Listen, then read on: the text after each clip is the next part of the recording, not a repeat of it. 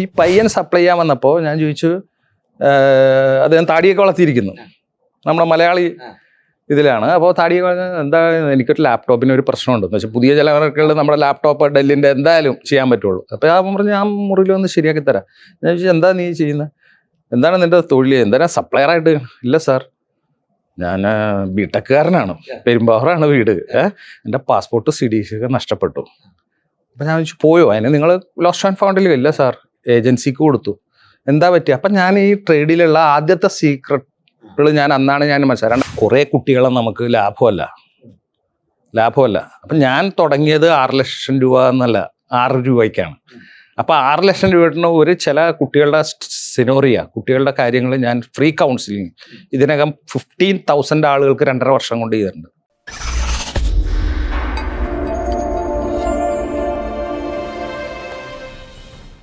എല്ലാവർക്കും നമസ്കാരം. ഞാൻ doctor Ranjith Raj, management consultant and business coach. Turning പോയിന്റിന്റെ പുതിയൊരു എപ്പിസോഡിലേക്ക് എല്ലാവർക്കും സ്വാഗതം. വെറും 6 രൂപ പ്രതി ദിവസം വരുമാനം നേടിക്കൊണ്ടിരുന്ന ഒരു വ്യക്തി പിന്നീട് അതൊരു 6 ലക്ഷം രൂപ വരുമാനത്തിലേക്ക് എത്തിയ ഒരു ക്യാപ്റ്റൻ്റെ കഥയാണ് നമ്മൾ ഇന്ന് കേൾക്കാൻ പോകുന്നത്.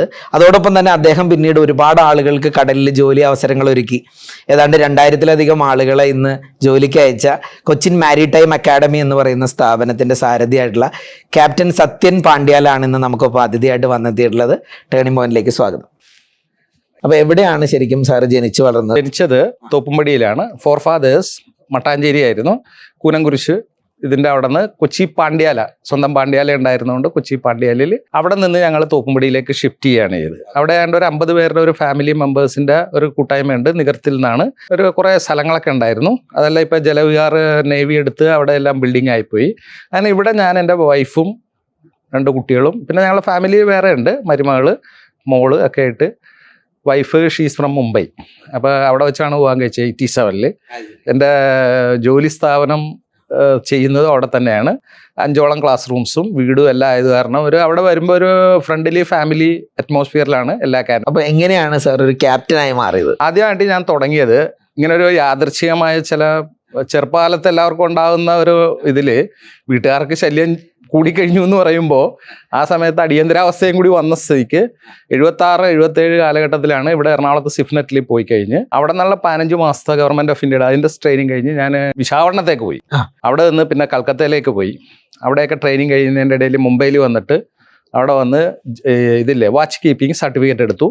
അതിനുശേഷം പിന്നെ NCV എടുക്കണമായിരുന്നു.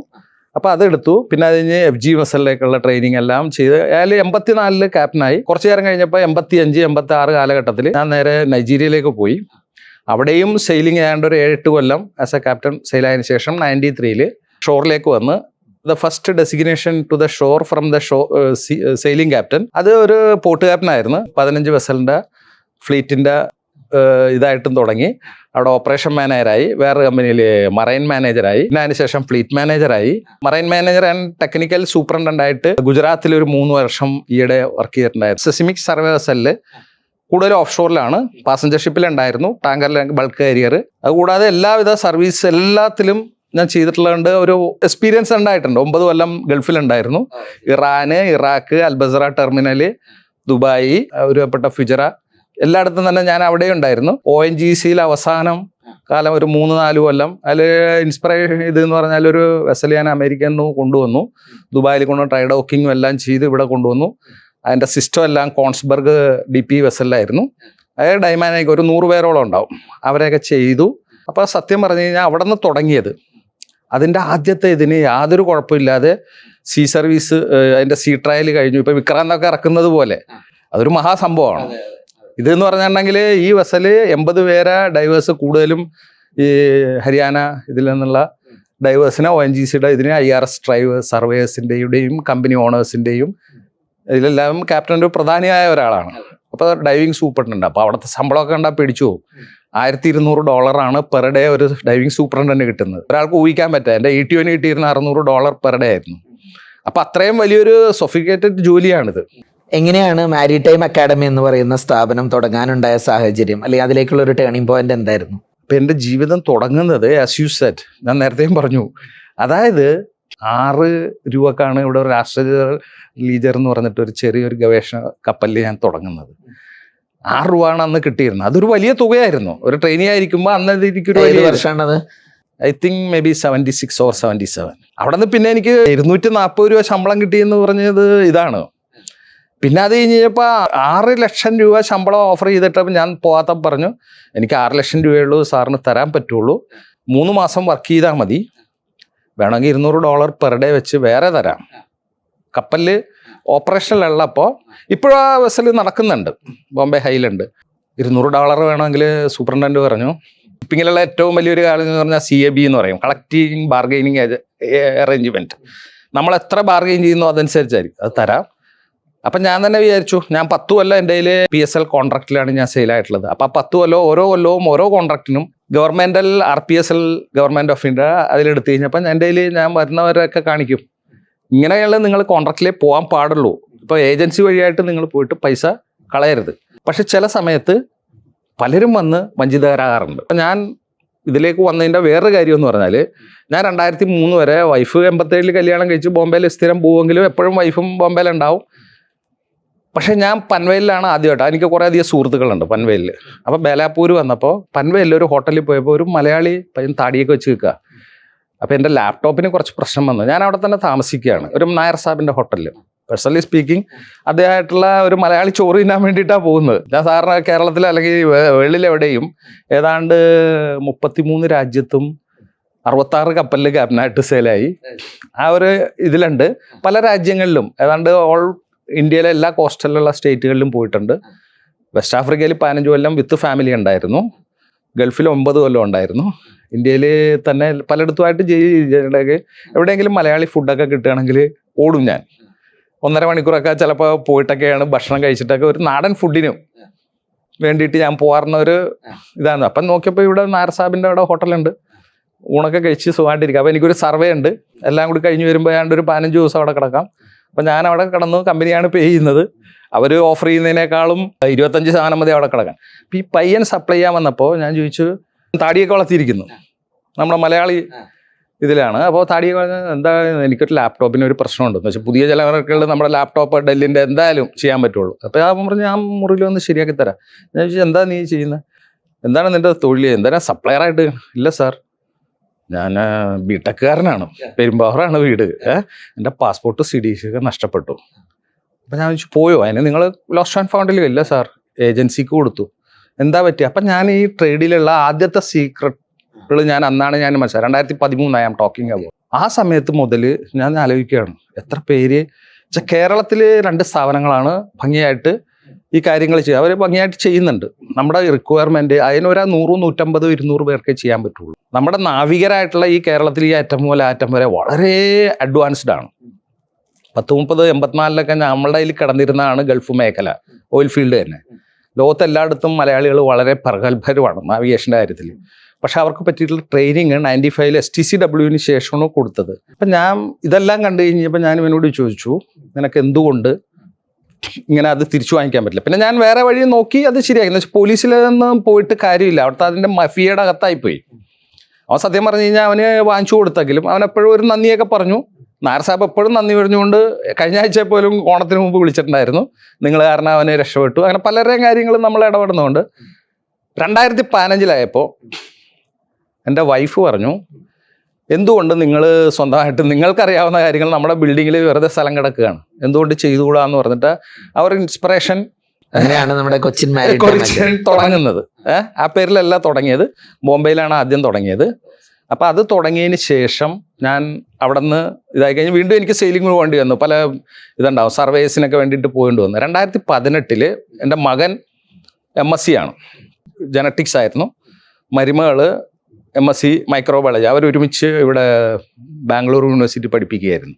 അപ്പോൾ അവർ ലവ് മാരേജ് ആയി കഴിഞ്ഞപ്പോൾ അവർ പറഞ്ഞ്, ഞങ്ങൾ അച്ഛനെ ഇൻസ്പയർ ചെയ്യാം, ഞങ്ങൾ വേണ്ട ഇത് ചെയ്തു തരാം, ദയവായിട്ട് ഇതിലേക്ക് വരിക എന്ന് പറഞ്ഞു. 2018 ഞാൻ നിർത്തി. പിന്നെ സെയിലാകാൻ ഇനി പ്രോഗ്രാമില്ല. ഇപ്പം 63 വയസ്സായി. ഞാൻ നോക്കിയപ്പോൾ എൻ്റെ അനുഭവങ്ങൾ ഷെയർ ചെയ്യുകയാണെങ്കിലും ടെക്നിക്കലി എൻ്റെ നോളേജ് ഷെയർ ചെയ്യുകയാണെങ്കിൽ കുറേ കുട്ടികളെ നമുക്ക് ലാഭമല്ല. അപ്പം ഞാൻ തുടങ്ങിയത് 6 ലക്ഷം രൂപ എന്നല്ല, 6 രൂപയ്ക്കാണ്. അപ്പോൾ 6 ലക്ഷം രൂപ കിട്ടുന്ന ഒരു ചില കുട്ടികളുടെ കുട്ടികളുടെ കാര്യങ്ങൾ ഞാൻ ഫ്രീ കൗൺസിലിംഗ് ഇതിനകം 15,000 ആളുകൾക്ക് 2.5 വർഷം കൊണ്ട് ചെയ്തിട്ടുണ്ട്. 15,000 പേർക്ക് നമ്മൾ കൗൺസിലിംഗ് കൊടുത്തു. ഒന്ന് ആലോചിക്കാമോ, 15,000 പേർക്ക് കൊടുക്കണമെങ്കിൽ ഡെയിലി എത്ര കോള് വരുമെന്ന്. പലവരും ബിടെക് ഒക്കെ പഠിച്ച് 5-6 ലക്ഷം രൂപ മുടക്കിയിട്ട് ഒരു ജോലി മതി എന്ന് പറഞ്ഞ് നടക്കുന്നവരാണ്. അപ്പം നമ്മൾ ഫ്രീ കൗൺസിലിംഗ് ചെയ്ത് കൊടുത്തിട്ട് എല്ലാവരോടും ഞാൻ പറയാറുണ്ട്, ആദ്യം ഇവിടെ വരിക, എൻ്റെ വീടുണ്ട്, ഇപ്പം എൻ്റെ വൈഫാണ് എല്ലാം ചെയ്യണം, പകുതി കാര്യങ്ങൾ വൈഫ് ചെയ്തോളും, she smart enough to do. പിന്നെ മകൻ ഗവൺമെൻറ്റലായിട്ടുള്ള എല്ലാ ഡോക്യുമെൻറ്റ്സും ക്രോസ് ചെക്ക് ചെയ്തിട്ട് വരുള്ളൂ. ഒരാളെയും അദ്ദേഹം വളരെ സ്ട്രിക്റ്റിന്, സത്യം പറഞ്ഞാൽ ഗവൺമെൻറ് ഓഫീസറിനേക്കാളും ഭയങ്കര സ്ട്രിക്റ്റ് ആണ്. അപ്പോൾ അതിനെപ്പറ്റി പുള്ളി സോഫ്റ്റ്വെയർ ഒക്കെ ഇട്ടിട്ട് എന്തെങ്കിലും കുഴപ്പമുണ്ടെങ്കിൽ ഫോട്ടോഷോപ്പ് ഒന്നും ചെയ്യാൻ പോകില്ല. പുള്ളി എന്നെ അത് ശരിയാക്കി കൊടുക്കാറുണ്ട്. എനിക്ക് ആ വശത്തിൽ എന്നെക്കാളും പേടിക്കണ എൻ്റെ മകനെയാണ്. അപ്പം മകനാണ് ഗവൺമെൻറ് ഡിപ്പാർട്ട്മെൻറ്റിലുള്ള CDC DG ഷിപ്പിങ്ങിൻ്റെ പേപ്പറെല്ലാം ചെയ്യണം. അപ്പം ഞാൻ ആസ് യു സെഡ് ബിഫോർ 15 വയസ്സ് മുതൽ കുട്ടികളുടെ ടേണിംഗ് പോയിൻ്റാണ്. SLC കഴിഞ്ഞു, പിന്നെ സയൻസ് വേണോ, BK വേണോ, BK വേണമൊക്കെ ഇവരുടെ പല ആവേശങ്ങളാണ്. 17.5 വയസ്സാകുമ്പോൾ ഷിപ്പിങ്ങിലേക്ക് വരാം. അതിന് വലിയ പഠനമൊന്നും വേണ്ട.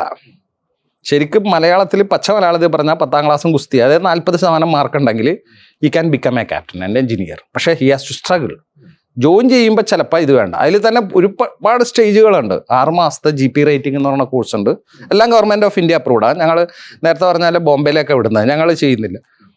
രണ്ടാമത്തെ സെക്ഷൻ എന്ന് പറഞ്ഞാൽ ഇപ്പോൾ ഒരു കൊല്ലത്തത് +2 കഴിഞ്ഞ ഒരു കുട്ടിയാണ്, അല്ലെങ്കിൽ അതിൽ തന്നെ വരുന്നവർക്ക് ഒരു കൊല്ലത്തെ കോഴ്സുണ്ട്. അതിൻ്റെ ഫീസ് വ്യത്യാസം വരും ഓരോ ഇതനുസരിച്ച്. ഇനി അതിൽ കൂടുതൽ ചെയ്യണമെന്ന് പറഞ്ഞാൽ BSc നോട്ടിക്കൽ സയൻസ് എടുക്കാം. അതിന് ശേഷം പിന്നെ ഉള്ളത് UK പോയി പഠിക്കണം.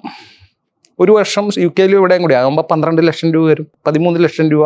വിസയൊക്കെ കംപ്ലീറ്റ് ഇൻഷൂട്ട് ചെയ്യുന്നുണ്ട്. ഞങ്ങൾ പറഞ്ഞ ഇത് 600 കോടി രൂപ അവിടെയുണ്ട്, ഒരു ഇൻവെസ്റ്റ്മെൻറ്റ് ഇവിടെയുണ്ട്. അപ്പോൾ നമുക്ക് ഗൈഡ് ലൈൻസ് കൊടുക്കാം, ഇല്ലെങ്കിൽ ഇന്ത്യയിൽ എവിടെ വേണമെങ്കിലും ഫെസിലിറ്റി ചെയ്യാം. ഞങ്ങൾ ചെയ്യുന്ന കോഴ്സുകൾ മിക്കതും കപ്പലിൽ പോയിട്ട് 5-10 കൊല്ലം കഴിഞ്ഞവരാണ്, ചില 30 കൊല്ലമായിട്ടുള്ളവരുണ്ട്. ഇങ്ങനെയുള്ള കാര്യങ്ങൾ 30 വർഷമുള്ളവർ ചെയ്യാം. ആദ്യമായിട്ട് ഫ്രഷറിന് അവർ പലപ്പോഴും ചതിക്കപ്പെടാറുണ്ട്. അത് അവോയ്ഡ് ചെയ്യാണ് നമ്മളുടെ മെയിൻ കാര്യം. ഇപ്പം ഞാനൊന്ന് ചോദിച്ചോട്ടെ, ഈ കൊച്ചിൻ മാരിടൈം അക്കാഡമി തുടങ്ങുന്നതിനേക്കാൾ മുമ്പ് ഈ ജോലി ചെയ്തുകൊണ്ടിരിക്കുമ്പോൾ ജോലിക്ക് ശേഷം ആദ്യമായിട്ടൊരു ബിസിനസ് വെഞ്ചറായിട്ട് ഇതാണോ ചെയ്യുന്നത്, മറ്റെന്തെങ്കിലും ബിസിനസ്സിൽ ഇൻവോൾവ് ആയിരുന്നു? ലൈഫ് ലോങ് പെൻഷനോടുകൂടി ജീവിക്കുന്നവർ ചിലവരല്ല. ഞാനൊരു എടുത്തുചാട്ടക്കാരനായിരുന്നു. അങ്ങനെ ഞാൻ തമിഴ്നാട്ടിൽ പോയി. എൻ്റെ ബ്രദറിലൂടെ ഒരു കൺസേൺ ഉണ്ട് ഇവിടെ. 62 തുടങ്ങിയാണ് ബെൽ ഫുഡ്സ്. 200 കോടി രൂപയോളം ഇന്ന് ഒരു ടേൺ ഓവർ ഉള്ളതാണ്. അപ്പം ഞാൻ വേറൊരു കൺസേൺ തുടങ്ങി. ഞങ്ങൾ 3 പേര്, മരുമകൻ, ഞാൻ, ഇത് ബ്രദറിലോ ഒക്കെ കൂടിയിട്ട് ഒരു ഡയറക്ടർഷിപ്പിൽ വേറൊരു സ്പാനിഷ് കമ്പനിക്ക് വേണ്ടിയിട്ട് ഞങ്ങൾ ചേർന്ന് 2.5 ഹെക്ടർ ഭൂമി ഉണ്ടായിരുന്നു. പെസ്കഡോസ് സെബൽ എന്ന് പറഞ്ഞിട്ട് sea food exporting EU approved. അപ്പോൾ ഞാൻ അതുമായിട്ട് ഇൻവോൾവ് ആണ്. എൻ്റെ ലൈഫും അതുമായിട്ട് വളരെ ഇതാണ്. അപ്പോൾ അവിടെ തുടങ്ങി. തൊണ്ടി എന്ന് പറഞ്ഞാൽ ഇവിടുത്തെ ഒരു വലിയൊരു ബേബി മറൈൻ്റെ ഒക്കെ കുഞ്ഞസ് സാർക്ക് കൂടി അനുഗ്രഹം തന്നിട്ടാണ് അദ്ദേഹമായിരുന്നു അവിടെ ഇത് ചെയ്യുന്നത്. പിന്നെ വേറെ പീറ്റർസ് ഡാമിയൻ എന്ന് പറഞ്ഞിട്ട് ഓഷ്യാനിക്കുന്നതാണ്, അദ്ദേഹമൊക്കെ കൂടിയാണ്. അവരുടെ കമ്പനി ആയിരുന്നു ഞങ്ങൾ വാങ്ങിച്ചത്. എല്ലാ ബ്ലെസ്സിങ്ങോടുകൂടി തുടങ്ങി. നമ്മൾ വിചാരിച്ചില്ല 2001 സുനാമി വരും, 2003 ഇങ്ങനെ ഉണ്ടാവുന്നൊന്നും പ്രതീക്ഷിച്ചില്ല. ഞങ്ങൾക്ക് കുറേ പ്രൊഡക്ട്സ് ഒക്കെ ലോസായി. 2.5 കോടി രൂപയോളം ഇതുണ്ടായിരുന്നു. 2.5 ഹെക്ടർ ബോട്ടും 112 ഇതും ഉണ്ടായിരുന്നു, സ്റ്റാഫും ഉണ്ടായിരുന്നു. അപ്പോൾ എന്താ പറ്റിയെന്ന് പറഞ്ഞാൽ ഡിസംബർ ആയപ്പോൾ ഞാൻ എൻ്റെ ഒരു ഉറ്റ സുഹൃത്തിനെ മാത്രം ആക്കിയിട്ട് ഞങ്ങൾക്ക് പേടിക്കേണ്ട കാര്യമില്ല. തമിഴ്നാടായതുകൊണ്ട് ഒരു ലോൺലി പ്രദേശമാണ്. അതായത് ഈ P ചിദംബരത്തിൻ്റെ തോതിയാണ് ഈ പറയുന്ന തൊണ്ടിന്ന്. അപ്പോൾ ശിവൻകോഴി ഞാനിവിടെ വന്ന് ക്രിസ്മസ് ഒക്കെ ആഘോഷിച്ചിട്ട് 30-ാം തീയതി 1-ാം തീയതി ഞാൻ പോകാമെന്ന് പറഞ്ഞ് വന്നപ്പോഴാണ് ഈ സുനാമിയുടെ റിപ്പോർട്ട് കാണുന്നത്. അപ്പോൾ എല്ലാവരും പറഞ്ഞ് അങ്ങോട്ട് പോലെ എന്ന് പറഞ്ഞു. ഞാൻ പോയി ചെന്ന് ഞങ്ങൾക്കൊന്ന് ആദ്യം മനസ്സിലായി. നോക്കിയപ്പോൾ പ്രൊഡക്റ്റിലെല്ലാം വെള്ളം കയറിയിരിക്കാം. പിന്നെ അതൊന്നും ചെയ്യാൻ പറ്റില്ല, എല്ലാം കുഴിമുട്ടിയ. അങ്ങനെ ഇറ്റ് ഈസ് എ ബാഡ് ലീപ്പാണ്. അത് പലർക്കും ഉണ്ടാവും. ഞാൻ പിന്നെ അതിൻ്റെ വീട്ടിലേക്ക് രാമനാട് കളക്ടറേറ്റിൽ പോയി. ജയലളിത ആയിരുന്നു ചീഫ് മിനിസ്റ്റർ. അതിൻ്റെ സുനാമി ഫണ്ടിന് വേണ്ടി പോയി. അവിടെ പോയി ഡൽഹി ഇതിലെല്ലാത്തിലും കറങ്ങിയടിച്ച് അറ്റ്ലീസ്റ്റ് ബാങ്കിൽ നിന്നുള്ള പ്രശ്നങ്ങൾ ഊരിത്തരണം. ഒരു ഇൻഷുറൻസ് ക്ലെയിം ചെയ്യാന്ന് പറഞ്ഞാൽ സാധ്യം പറഞ്ഞാൽ 1.5 കോടിയേ കിട്ടുള്ളൂ. അതിനുവേണ്ടി ഇപ്പം തന്നെ പുറകെ പോയതെന്നാണ്. എന്നുവെച്ചാൽ എൻ്റെ ബാങ്കിൻ്റെ ക്ലോക്ക് ഒരിക്കലും നിൽക്കില്ല. കടം വന്നു കഴിഞ്ഞാൽ ഇങ്ങനെ അടിച്ചുകൊണ്ടേയിരിക്കും. അപ്പം 4.25 കോടിയായി. അപ്പം എൻ്റെ മരുമകനും ഡിപ്രസീവായി, ഞാനും ഡിപ്രസീവായി. എൻ്റെ ബ്രദറിലോ എന്ന് പറഞ്ഞാൽ വളരെ ടാലൻറ്റഡ് ആയിട്ടുള്ള ഒരു ഇതാണ്. അപ്പം ആ ലീപ് സൈഡ് കണ്ടിട്ട് ഞാൻ വീണ്ടും ഇപ്പം ഡൽഹിയിൽ നിൽക്കുമ്പോൾ ഞാൻ അമിതാഭ് ബച്ചൻ്റെ ഒരു പ്രോഗ്രാം കണ്ടു, TV പ്രോഗ്രാം. നമുക്കൊരു തൊഴിലുണ്ട്. എത്ര സിനിമ നഷ്ടപ്പെട്ടു എന്ന് പറഞ്ഞാലും ഞാൻ അഡ്വർടൈസിൽ പോയിട്ട് അത് മേക്കപ്പ് ചെയ്യണമെന്ന് വിചാരിച്ച് ഇൻസ്പയർ ചെയ്തു എന്ന് പറഞ്ഞപ്പോൾ ഞാൻ അത് പെട്ടെന്ന് സ്ട്രൈക്ക് ചെയ്തു. ഒരു ഹോട്ടലിൽ വെച്ചുള്ള ഒരു പ്രോഗ്രാമിനാണ് കണ്ടുകൊണ്ടിരുന്നത്. അപ്പോൾ എനിക്കൊരു തൊഴിലുണ്ട്, ആ തൊഴിൽ എനിക്കറിയാം. ഞാൻ വൈഫിനോട് പറഞ്ഞ് ഐ ആം ടോക്കിംഗ് അബൌട്ട് 2007. അപ്പോൾ എൻ്റെ ഡോക്യുമെൻറ്റ്സ് എല്ലാം ഇൻവാലിഡായി. ഞാൻ വീണ്ടും എല്ലാം സിംഗപ്പൂരിൽ പോയി, കൽക്കത്തയിൽ പോയി, ബോംബെ പോയി, ഡോക്യുമെൻ്റ് എല്ലാം വാലിഡ് ആക്കി നേരെ ഇറാനിലേക്ക് കിഷിൽ പോയി. അവിടെ ഒരു പാസഞ്ചർ ഷിപ്പ് ഉണ്ട്, ഐ മീൻ ഒരു 500-600 പേരെ കൊണ്ടുപോയിട്ട് ഖത്തറിലോ കൊണ്ട് അടക്കുക.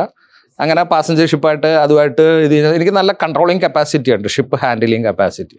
അപ്പോൾ ഷിപ്പിനെ കുറിച്ച് പറയുകയാണെങ്കിൽ നല്ലൊരു ക്യാപ്റ്റനും സ്റ്റെബിലിറ്റി അറിയാവുന്ന കൺട്രോൾ ചെയ്യാവുന്ന ചീഫ് ഓഫീസറും ക്യാപ്റ്റനും ചീഫ് എഞ്ചിനീയറും ഉണ്ടെങ്കിൽ ഏത് സുനാമി വന്നാലും കപ്പൽ പൊങ്ങിക്കിടക്കും, ഒന്നും ആവില്ല. എത്ര നോട്ട് സ്പീഡ് പോലെ റഫ് അടിച്ചാലും കുഴപ്പമില്ല. അപ്പം ഞാൻ ഈ ഒരു കോൺഫിഡൻസ് എനിക്ക് വന്ന കാരണം ഞാൻ തളർന്നില്ല. ഞാൻ ഒരു ദിവസം പോലും കരഞ്ഞിട്ടില്ല. 2009 വീണ്ടും ഞാൻ കപ്പലെടുത്തു. ഞാൻ ഫ്ലീറ്റ് മാനേജറായിട്ട് പറഞ്ഞ് പരിപാടി മതിയാക്കി കയ്യിലേക്ക് വന്നതാ. അവിടെ നിന്ന് വീണ്ടും യാത്ര 9 കൊല്ലം, 2018 വരെ. പിന്നെ ഞാൻ എല്ലാ സർട്ടിഫിക്കേഷനും വാലിഡ് ചെയ്ത് കഴിഞ്ഞപ്പോഴാണ് ഈ ഇൻസ്പിറേഷൻ കിട്ടിയത്. ഇപ്പോൾ നമ്മുടെ കൊച്ചിൻ മാരിടൈം അക്കാഡമി നടത്തുന്ന കോഴ്സുകൾ ഏതൊക്കെയാണ് എന്ന് വെച്ച് കഴിഞ്ഞാൽ 3-4 ടൈപ്പുകളാണ് ഷിപ്പുകളുള്ളത്. ഒന്ന് പാസഞ്ചർ ഷിപ്പിലേക്കാണെങ്കിൽ ഒരു 5-6 കോഴ്സ് മതി, പ്ലസ് CDC. ഓഫ് ഷോറിലേക്കാണെങ്കിൽ 5-8 കോഴ്സുകളുണ്ട്. സേഫ്റ്റി കോഴ്സുകളാണ് കൂടുതലും. മെയിൻ ഫ്ലീറ്റിൽ ടാങ്കർ അതുമിതിലേക്ക് ഒരു 4-5 കോഴ്സുകളും ചെയ്യണം, പ്ലസ് ഗവൺമെൻറ്റിൻ്റെതായ അപ്രൂവ്ഡ് കോഴ്സ്. ഇത്രയൊക്കെയാണ് നമുക്ക് അതിൽ ചെയ്യാനുള്ളത്.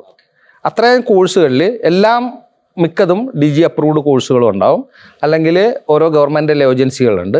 അതിനുവേണ്ടി ഞങ്ങളുടെ ഒരു 100ഓളം ഓൺലൈനിൽ ചെയ്യുന്നവരുണ്ട്, ക്യാപ്റ്റൻസ് തന്നെയാണ്. അപ്പോൾ അവരെ ചെയ്ത് കഴിഞ്ഞാൽ അവർ ഓൺലൈനിൽ ചെയ്യും. ഇപ്പോൾ എൻ്റെ ഇവിടെ തന്നെ കൊച്ചിയിൽ തന്നെ ഒരു 40 വർഷങ്ങളുമായിട്ട് ചെയ്യുന്ന ഒരു ചീഫ് എഞ്ചിനീയറാണ് ക്ലാസ് കൊടുക്കുന്നത്. അപ്പോൾ അദ്ദേഹം ഡൗട്ട്സുകളാണ് ചോദിക്കണം.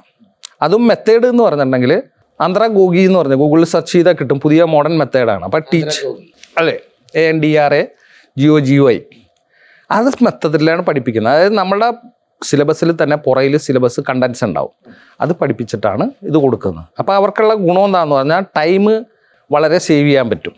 ഇതാണ് പഠിപ്പിക്കുന്ന രീതി. അത് എല്ലായിടത്തേക്കും ഇപ്പോൾ വ്യാപിച്ചുകൊണ്ടിരിക്കുകയാണ്. ഇനി അടുത്ത ജനറേഷനിൽ നമ്മളെല്ലാം ഈ 1-ാം ക്ലാസ് മുതൽ 10-ാം ക്ലാസ് പഠിക്കുന്നതിന് പകരം അഡൽട്സ് ക്ലാസ്സിലേക്ക് പോകണം. അതാണ് നമ്മൾ ചെയ്തുകൊണ്ടിരിക്കുന്നത്. ഇന്ന് പല കോഴ്സുകളും ചെയ്യുന്ന ആളുകൾക്കുള്ള ചിന്ത ഇത് കഴിഞ്ഞാൽ ജോലി ലഭിക്കുമോ എന്നുള്ളതാണ്. ഷിപ്പിംഗ് ഫീൽഡിൽ എവറി സ്റ്റേജിൽ ജോലി പ്രൊമോഷൻസ് കൂടി വരും. മറ്റ് ഫീൽഡുകളിൽ അതല്ല, 65 വയസ്സായാലും റിട്ടയർ ആകുന്നുണ്ട്. എന്ന് വെച്ചാൽ അവരുടെ ആവശ്യമില്ലെങ്കിൽ ആ ടെക്നിക്കൽ ജോബിൽ നടത്താൻ പറ്റില്ല. ഷിപ്പിംഗ് അങ്ങനെയല്ല, ആര് വന്നാലും 9 മാസം പിന്നെ 3 കൊല്ലം 1 കൊല്ലം 18 മാസം ഇങ്ങനെ വന്നു കഴിഞ്ഞിട്ട് ഒരു 44. അപ്പോൾ ഇങ്ങനെ സ്ട്രക്ചറൽ ഡെവലപ്മെൻ്റ് അവൻ്റെ ജോബ് ഫ്ലോയിൽ പ്രൊമോഷൻസ് ഉള്ളത് കാരണവും ഒരു ID കഴിയുമ്പോൾ അവർ ആ ജോലി വിടുകയും മറ്റു ജോലി അന്വേഷിച്ച് പോവുകയും, പ്രത്യേകിച്ച് എൻജിനീയേഴ്സ് അങ്ങനെ പോവുകയും ചെയ്യുമ്പോൾ ഓട്ടോമാറ്റിക്കലി പ്രൊമോഷൻസും ജോബ് ഓപ്പർച്യൂണിറ്റി കൂടുകയാണ്. ഇപ്പം ഞാൻ നേരത്തെയും പറഞ്ഞതുപോലെ തന്നെ നല്ലൊരു ക്യാപ്റ്റനും സ്റ്റെബിലിറ്റി അറിയാവുന്നതും ഹാൻഡിലിംഗ് അറിയാവുന്നവരും 50 നോട്ട് സ്പീഡ് വന്നാലും കപ്പലിൽ സുനാമി വന്നാലും പൊക്കിയിടാം. അപ്പോൾ ഈ സാധനം എപ്പോഴും സേഫാണ്. ഇനിയിപ്പോൾ ഇതിന് വരാൻ പോകുന്ന അടുത്ത സാഗർമാല എന്നൊക്കെ പറഞ്ഞൊരു പ്രൊജക്റ്റ് ഉണ്ട്. അതിലൊക്കെ എന്ന് പറഞ്ഞാൽ ജോലി സാധ്യതകൾ വളരെ കൂടുതലാണ്. അതാണ് എനിക്കൊന്നും ചോദിക്കാനുള്ളത്. ഇതിൻ്റെ ഒരു ഫ്യൂച്ചർ പ്ലാൻ അല്ലെങ്കിൽ നമ്മുടെ സ്ഥാപനത്തിന് തന്നെ കൊച്ചിൻ മാരിടൈം അക്കാഡമിയുടെ തന്നെ മുന്നോട്ടുള്ള പദ്ധതികൾ എന്തൊക്കെയാണ്? സാഗർമാല വിക്കിപീഡിയ ഒരു സ്റ്റഡി മെറ്റീരിയൽ അല്ല, അവർ പബ്ലിക്കേഷൻ. അതിൽ പോയി കഴിഞ്ഞാൽ സാഗർമാല എന്ന് പറഞ്ഞു കഴിഞ്ഞാൽ $8.5 ട്രില്യൺ ആണ് ഇന്ത്യയിലേക്ക് വരുന്നത്. Can you imagine? ബില്യൺസ് ആണ്. ഇത് ട്രില്യൺ ആണ് 8.5. അപ്പോൾ എത്ര രൂപ കൂടികളായിരിക്കും. അതിനുള്ള ട്രെയിനിങ് സെൻറ്റേഴ്സും അതിൽ വ്യക്തമായിട്ട് കുറേ അധികം ഉണ്ട്. ഇപ്പോൾ ഇന്ത്യയിലുള്ള പല പ്രൊജക്റ്റുകളും, ഉദാഹരണത്തിന് ആർക്കും തന്നെ അറിഞ്ഞുകൂടാ, കൊച്ചിൻ ഷിപ്പ് യാർഡ് നമ്മളെ തൊട്ടടുത്ത് കിടക്കുന്നത്, അതിൻ്റെ മുമ്പിൽ പോയിരുന്ന് കഴിയുമ്പോൾ അവിടെ ഒരു സാഗർമാല എന്ന് പറഞ്ഞ് വീലിൻ്റെയൊക്കെ പടം വെച്ച് കാണാൻ പറ്റും. കൊച്ചിൻ പോർട്ട്, മെട്രോ, ഇങ്ങനെ ഇന്ത്യയിലുള്ള പല പ്രൊജക്റ്റുകളും മെട്രോ സിറ്റികളും പലതും വരാൻ പോകുന്നത് സാഗർമാലയുടെ കീഴിലാണ്. നല്ല ട്രെയിനിങ്ങും എല്ലാം ഇപ്പം നടന്നുകൊണ്ടിരിക്കുകയാണ്. Anybody who is coming to ഈ ഫീൽഡിലേക്ക് 2035 വരെ, അത് പൊളിറ്റിക്കൽ ആര് വന്നാലും ശരി, ഈ പ്രൊജക്റ്റ് ഇങ്ങനെ വന്നുകൊണ്ടിരിക്കും. പ്രത്യേകിച്ച് വാക്സിൻ കൂടി ഇന്ത്യയിൽ വന്നത് കാരണം ഒരു ബൂസ്റ്റപ്പാണ് ഇന്ത്യയിലെ ബിസിനസ്സിന് വരാൻ പോകുന്നത്. യങ്സ്റ്റേഴ്സിന് ഏറ്റവും വലിയ സമയമാണ് ഇൻലൻഡ് വാട്ടേഴ്സിൽ വരാൻ പോകുന്ന ഡെവലപ്മെൻറ്റ് നോബഡി ക്യാൻ പ്രെഡിക്റ്റ്. വേറെ ഒരു ഫീൽഡിലും ഇത്രയും വരില്ല. ബാക്കിയുള്ള എല്ലാം സ്റ്റാൻഡ് സ്റ്റില്ലായിട്ട് നിൽക്കുകയാണ്. ഇൻലൻഡ് വാട്ടർ നാവിഗേഷൻ തന്നെ ഇന്ത്യയിൽ വരാൻ പോകുന്ന ഡെവലപ്മെൻറ്റ് കോടിക്കണക്കിന് ചെറുപ്പക്കാർക്കാണ്. പിന്നെ പഴയ സാലറിയുമല്ല. ഈ ഒരു മാരിടൈം എന്ന് പറയുന്ന ഒരു ഇൻഡസ്ട്രി അല്ലെങ്കിൽ ഈ ഷിപ്പുമായി ബന്ധപ്പെട്ടുള്ള മേഖലയിൽ ഇനി വരാൻ പോകുന്ന അവസരങ്ങൾ എന്തൊക്കെയാണ്? സാധാരണക്കാർക്ക് അസോസിയേറ്റ് ചെയ്യാനോ ഇൻവോൾവ് ചെയ്യാനോ ഉള്ള അവസരങ്ങൾ ഇതിലുണ്ടോ? തീർച്ചയായിട്ടും ഇൻവെസ്റ്റ്മെന്റിന്റെ തന്നെ സാധ്യതകൾ പറയുകയാണെങ്കിൽ ഒരു 30 lakhs വരെ, ഞാൻ പറയാം 30 lakhs വരെ ഇൻവെസ്റ്റ് ചെയ്യുന്ന ഒരാൾക്ക് താഴെ പോവുകയാണെങ്കിൽ ഒരു ട്രഡീഷണൽ കച്ചവടം ചെയ്യാന്നുള്ള ഒരു പലചരക്കട, ചായക്കട, അത് ട്രഡീഷണൽ കച്ചവടം. അവൻ കാലത്ത് 6 മണിക്ക് ഷട്ടർ തുറക്കണം, രാത്രി 10 മണി വരെ അവനില്ലെങ്കിൽ അവൻ്റെ കസ്റ്റമർ അടുത്ത കപ്പലിലേക്ക് പോകും. അതിനിടയിൽ അവന് വലിയൊരു ഇതുമായിട്ട് കോമ്പറ്റിറ്റ് ചെയ്യണം, പ്രൊഡക്റ്റിനും നമ്മുടെ ഇതിനും. അതിന് 12 മണിക്കൂർ 14 മണിക്കൂർ ഈ has to do is wife or somebody. അവന് ഈ cannot hand over the subject to anybody. അപ്പോൾ അവിടെ നഷ്ടം വരുന്നുണ്ട്. അങ്ങനെയുള്ള ഒരാൾ 30 ലക്ഷത്തിൽ കൂടുതൽ ഇൻവെസ്റ്റ് ചെയ്യാവുന്ന ആളുകൾക്ക് മറൈടൈം നല്ലൊരു സ്കോപ്പാണ്. അപ്പോൾ അതിനുള്ള പ്രൊജക്റ്റുകൾ നമുക്ക് നൽകാൻ പറ്റും, നമ്മളതിൽ തീർച്ചയായിട്ടും ചെയ്യാൻ പറ്റും. ഇപ്പം ഇവിടെ ക്യാപ്റ്റൻ സത്യൻ പാണ്ഡ്യാൽ ഇത്രയും നേരം പറഞ്ഞത് അദ്ദേഹത്തിൻ്റെ ഒരു നീണ്ട കാലഘട്ടം കടലുമായി ബന്ധപ്പെട്ട്, ഷിപ്പുമായി ബന്ധപ്പെട്ടുള്ള അദ്ദേഹത്തിൻ്റെ എക്സ്പീരിയൻസ്, ഒരു ക്യാപ്റ്റനായ കഥയും അദ്ദേഹം ചെയ്ത പ്രവർത്തനങ്ങളെ പറ്റിയൊക്കെയായിരുന്നു. അതിനുശേഷം കൊച്ചിൻ മാരിടൈം അക്കാഡമി എന്ന് പറയുന്ന സ്ഥാപനം തുടങ്ങുകയും ഇന്ന് 2000-ലധികം ആളുകൾ ആ സ്ഥാപനത്തിൽ നിന്ന് പഠിച്ചിറങ്ങി പല പ്രസ്ഥാനങ്ങളിൽ വലിയ തരത്തിലുള്ള ജോലികളിൽ എത്തിയിരിക്കുകയും അതോടൊപ്പം തന്നെ ഒരു 10-15,000-ഓളം ആളുകൾക്ക് കൗൺസിലിംഗ് നൽകാൻ സാധിച്ചു. ഇനിയും അദ്ദേഹം തയ്യാറാണ് ഒരുപാട് ആളുകൾക്ക് ഗൈഡൻസും സപ്പോർട്ടും ഒക്കെ കൊടുക്കാൻ. അപ്പോൾ തീർച്ചയായിട്ടും കൂടുതൽ ആളുകൾ, ഇപ്പോൾ നേരത്തെ പറഞ്ഞു വലിയൊരു ഓപ്പർച്യൂണിറ്റിയാണ് ഇന്ത്യയിൽ തന്നെ ഇനി ഈ ഒരു മേഖലയിൽ വരാൻ പോകുന്നത്. അപ്പോൾ അതിനൊക്കെ വേണ്ടിയിട്ടുള്ള ബിസിനസ് ഓപ്പർച്യൂണിറ്റിയും കൂടി ഉണ്ട്. പഠിക്കുക എന്നുള്ളത് മാത്രമല്ല, ഇനി ഒരു ബിസിനസ് ചെയ്യാൻ ആഗ്രഹിക്കുന്ന ആൾക്ക് അതിനുള്ള കൺസൾട്ടിങ്, ഈ ഒരു മേഖലയുമായി ബന്ധപ്പെട്ട് എങ്ങനെയൊക്കെ അവസരങ്ങൾ ഉപയോഗിക്കാം, ഏത് രീതിയിൽ ചെയ്യാം, ഇത്തരം ഗൈഡൻസ് എല്ലാം നൽകുന്ന ഒരു വ്യക്തിയാണ്. അപ്പോൾ തീർച്ചയായിട്ടും വളരെ ഇൻസ്പയറിംഗ് ആയിരുന്നു ഇവിടെ വന്ന് സംസാരിച്ച കാര്യങ്ങൾ അത്രയും. അപ്പോൾ വളരെയധികം സമയം ചെലവഴിച്ചു, വളരെ നന്ദി. അതോടൊപ്പം ഉദ്ദേശിക്കുന്ന കാര്യങ്ങളെല്ലാം ഇനിയും നല്ല രീതിയിൽ നടത്തിയെടുക്കാൻ സാധിക്കട്ടെ. Thank you so much.